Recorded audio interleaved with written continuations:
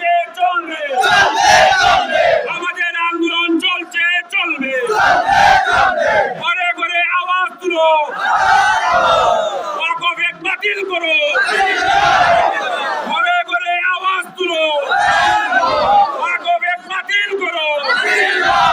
কেন্দ্রীয় সরকার হুঁশিয়ার, কেন্দ্রীয় সরকার হুঁশিয়ার, বিজেপি সরকার হুঁশ মে আও, বিজেপি সরকার হুঁশ মে আও, বিজেপি সরকার হুঁশ মে আও, বিজেপি সরকার হুঁশিয়ার, কেন্দ্রীয় সরকার হুঁশিয়ার, ইনকলাব জিন্দাবাদ, ইনকলাব জিন্দাবাদ, ইনকলাব জিন্দাবাদ, কেন্দ্রীয় সরকার হায় হায়, কেন্দ্রীয় সরকার হায় হায়, ওয়াকফ এর বিরুদ্ধে রুখে দাঁড়াও, আমাদের দাবি মানতে হবে, আমাদের দাবি মানতে হবে, আওয়াজ দাও, আওয়াজ দাও, ঘরে ঘরে আওয়াজ তুলো, ওয়াকফ বাতিল করো, বিজেপি সরকার হুঁশিয়ার,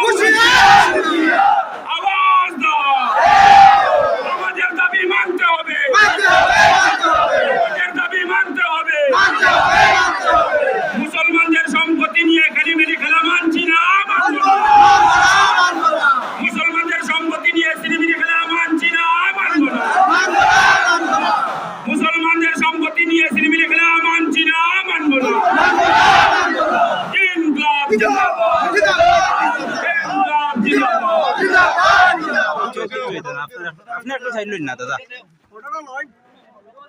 আরে সাংবাদিক ওদের ফটো লইতে দে এই করে কিটা ফটো লই আমরা ওয়াকফের বিরুদ্ধে যদি আমরা ভোটকে রায় হয় না, আমরা আন্দোলন করবো, মর্যাদা যেহেতু মর্যাদা নিয়ম আমরা এই প্রতিবাদী সভা শান্তি শৃঙ্খলা বজায় রাখিয়া করার লাগে আমরা হাইলাকান্দি ডিস্ট্রিক্টের পুলিশ আধিকারিক SP ma'am, additional SP, DSP sir, প্রত্যেক পুলিশ কর্মকর্তাগণ উপস্থিত, আমার সাংবাদিক ভাই বন্ধুরা, যাই হোক আজকে আমরা প্রতিবাদী সভা অনলাইন অ্যাপ্লাই করেছিলাম র্যালি মিছিল দেওয়ার জন্য কাটাখাল জেসি জনবিজনের হায়ার সেকেন্ডারি স্কুলের খেলার মাঠ অবধি। যাই হোক কোড অফ কন্ডাক্ট 144 থাকার কারণে আমরা পারমিশন পাই নাই। আমরা পুলিশ আধিকারিকের সঙ্গে আলোচনা করে আমরা ঈদগাহ মাঠে সমাবেত হয়েছি। বাউন্ডারির ভিতরে প্রতিবাদ সভা করে আমরা মেমোরান্ডাম হাতে হাতে দেওয়ার জন্য আমরা এখানে ব্যবস্থা আমার এসপি ম্যাম করে দিয়েছেন। আমি ওদেরকে আমার অন্তরের অন্তঃস্থলে ধন্যবাদ জানাচ্ছি, কারণ আজকে আমরা নিরাপত্তা দিচ্ছেন ওনারা। যাই হোক আজকে ওয়াকফ যে আইন হয়েছে সংবিধান বিরোধী, সংবিধানের উল্টে উঠে ওয়াকফ যে আইন বাতিল করা হয়েছে, ওয়াকফ যে শব্দটার অর্থ কি, ওয়াকফ শব্দটার অর্থ কি আমরা প্রত্যেকে জানি না।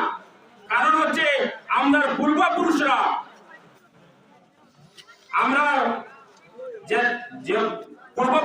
যে মসজিদ, মজরখানা, ঈদগাহ, এইসব মাদ্রাসা, মুকাম যে সম্পত্তিগুলা উপকরে দিয়েছেন, এই সম্পত্তিগুলা আমাদের মুসলিম জাতি, আমরা পূর্বপুরুষরা এই সম্পত্তিগুলা রেজিস্টার করে উপকরে দিয়েছেন। আজকে সংবিধানের উঠে উঠে সরকার বাহাদুর কেন্দ্রীয় সরকার আজকে আমরা এই আইনের উপরে হস্তক্ষেপ করেছে। আমরা কখনো এই কালো আইনকে আমরা মেনে নেব না, মানছি না, আর কোনোদিনও মেনে নিতে পারবো না। কারণ আমরা সরকার বাহাদুরের কাছে আমরা একটা স্পেশাল রিকোয়েস্ট বা অনুরোধ, আমরা এই আইন বাতিল করে দেওয়ার জন্য আমরা সংবিধানের মধ্যে থাকতে চাই, সংবিধান মানিয়ে চলতে চাই, গণতান্ত্রিক পদ্ধতিতে আমরা এই দেশে বসবাস করি। আমরা পূর্বপুরুষরা আসছে আর আমরাও থাকবো বলে আশাবাদী। যাই হোক আজকে যে আমাদের এই দেশ স্বাধীন করতে ৫৭,০০০ আলিম উলামা শহীদ হয়েছেন এই দেশ স্বাধীন করতে। আজকে আমরা উপরে এই সংবিধান বিরোধী আইন লাগু করা হওয়ার আমি কেন্দ্রীয় সরকারকে আমি আহ্বান জানাচ্ছি আমি যে আমরা এই আইনটা যাতে উল্টো করে নেওয়া হয়, রিজেক্ট করা হয়। আমার ধর্ম নিয়ে কোনো রাজনীতি না করার জন্য, ধর্মের সুরসুরি দিয়ে রাজনীতি না করার জন্য। দেখুন, ধর্ম নিয়ে রাজনীতি করলে পাওয়ার স্থায়ী নয় কারো। এই কারণে আমি অনুরোধ করছি কেন্দ্রীয় সরকারকে আমরা এই আইনটা রিজেক্ট করার জন্য, সংবিধান মানিয়ে চলার জন্য, কালো আইনটা উল্টো করে আমাদের সংবিধানের মধ্য দিয়ে চলার জন্য।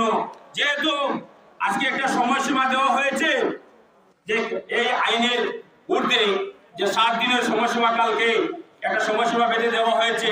আমরা রাষ্ট্রপতি ম্যাডামকে এবং প্রধানমন্ত্রী যে আমাদের আছেন নরেন্দ্র মোদী, কেন্দ্রীয় সরকারের প্রত্যেক মন্ত্রী যা বিভাগীয় আছেন, চিফ জাস্টিস প্রত্যেকের কাছে আমরা অনুরোধ, আমরা এই আইনটা যাতে রিজেক্ট করা হয়।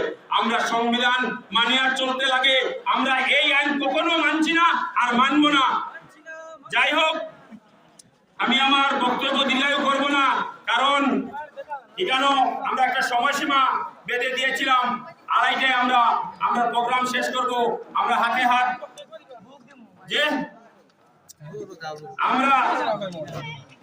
আমরা এই জায়গার অ্যাড্রেস তো আমরা মিডিয়া, যেহেতু আমার সাংবাদিক ভাইরা, আমরা এই জায়গার নাম হলো কালীনগর জিপি, আগে ছিল, এখন মহাদেবপুর জিপিতে রূপান্তরিত হয়েছে। এটা এখনো 9 নম্বর গ্রুপ 1 নম্বর মহাদেবপুর জিপির কালীনগর ঈদগাহ মাঠ। আমরা এখানে আজকে প্রতিবাদী সভা সাব্যস্ত করেছি। আমাদের ডাকে অনেক মানুষ সাড়া দিয়েছেন। যাই হোক, আইনি বাধা থাকার কারণে সব মানুষ সমাবেত হইতে একটু অসুবিধা হয়েছে। আমরাও প্রশাসনকে মানতে হয়, প্রশাসন আমাদেরকে নিরাপত্তা দিয়েছেন। যাই হোক, আজকে আমি আমার বক্তব্য আর দীর্ঘায়ু করব না। আমরা যে অল ইন্ডিয়া মুসলিম পার্সোনাল ল বোর্ড, এটা আমরা পার্সোনাল ল বোর্ডের আন্ডারে যে আইনগুলা, এই আইনগুলো আমরা সংবিধানের ঠিক রুল এন্ড রেগুলেশন মানিয়ে যদি আমরা হয়ে যায়, তাহলে আমরা আর ভবিষ্যতে প্রতিবাদী সভা করতে হবে না। কারণ আমরা যদি এই 7 দিনের পরে যদি এই আইন যদি রিজেক্ট না করা হয়, তাহলে আবার আমরা মরতে প্রস্তুত আছি। যদি আমরা শেষ জায়গাটুকু যদি ছিনিয়ে নেওয়া সরকার ছিনিয়ে নিয়ে যায়, যদি আমরা মসজিদ যদি ছিনিয়ে নিয়ে যায়, আমরা মাদ্রাসা যদি ছিনিয়ে নিয়ে যায় সরকার বাহাদুর, কেন্দ্রীয় সরকার যদি আমরা গুরুস্থান, মাদ্রাসা, মুকাম, মসজিদ আমরা ধর্ম নিয়ে ফেলে আমরা কোরআনের উপরে আঘাত হয়ে যাবে। আমরা এই আইন কখনো মানছি না আর মানব না।